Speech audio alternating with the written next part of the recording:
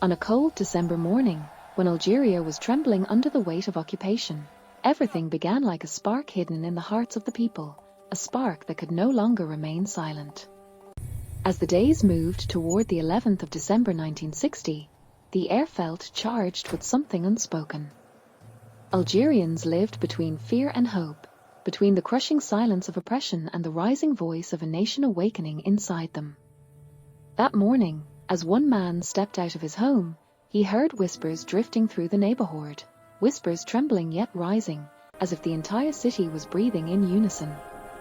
There was no official call, no secret leaflet, only a shared instinct echoing in every home. Today, we must go out. Today, the world must hear our voice. The narrow alleyways turned into rivers of people, moving slowly at first, then gathering momentum as if the earth itself was pushing them forward. Children held their mothers' hands, men walked with their heads high, women let their ululations pierce the stillness of the city, and one single, powerful cry rose from thousands of throats: "A long live Algeria!"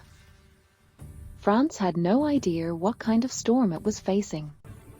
Soldiers spread across the streets, gunshots cracked through the air, but the people did not retreat. They marched knowing death could be moments away, yet they felt more alive in those steps than ever before.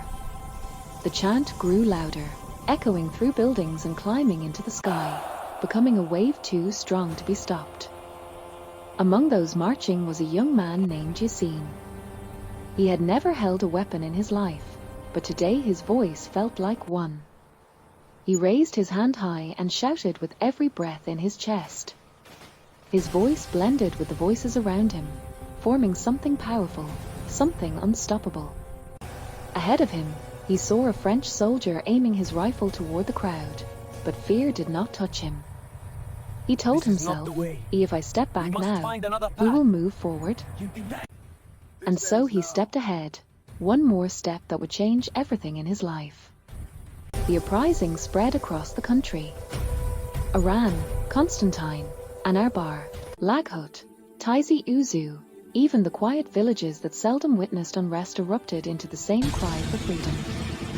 France responded with force, gunfire, batons, smoke, but it failed to understand that when a people awaken, no weapon can silence them. When the day ended, the streets were stained with blood, but the spirit of Algeria stood taller than ever, unbroken and shining with defiance. Months passed. The oppression grew harsher, but the world had seen the truth. France realized it was no longer facing scattered rebels, but an entire nation marching toward its destiny. While Algeria moved closer to the final chapters of its revolution, another chapter was unfolding far from home, in the heart of Paris, where thousands of Algerian workers lived with their homeland burning inside their hearts. The night had fallen over Paris, its cold biting through coats and bones, but the Algerians marched despite the bitter air. They wished to show France that they were human beings deserving of dignity. The demonstration began peacefully, candles glowing in hands, a soft murmur warming the frigid streets. But the French police were not interested in peace. Orders came down, sharp and merciless, and tranquility turned into terror. Men were dragged by force, beaten until they could no longer stand, and packed like cattle in police trucks. On the bridges over the Seine, lines of police officers formed a dark wall.